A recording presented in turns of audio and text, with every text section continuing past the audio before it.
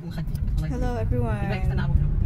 So nag-meeting kami doon sa Dubai guys at nakauwi na ulit sa Aljimi. At ayun guys, naidlip ako kasi maaga kami nagising dahil nagbabiyahe pa. Thanks God, successful naman ang meeting namin guys. Kaya lang guys, habang nagbabiyahe kami, nagtaka ako kasi ang ingay-ingay ng mga kasama ko.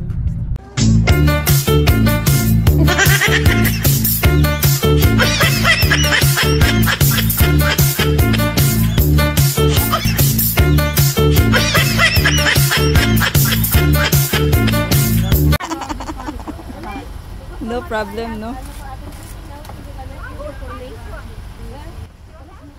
So ayun guys, kaya pala sila maingay guys kasi nag-picture sila sa akin na naka habang natulog. Okay lang guys, for fun only. Kayo rin guys, ganito rin ba kayo pag maidlip?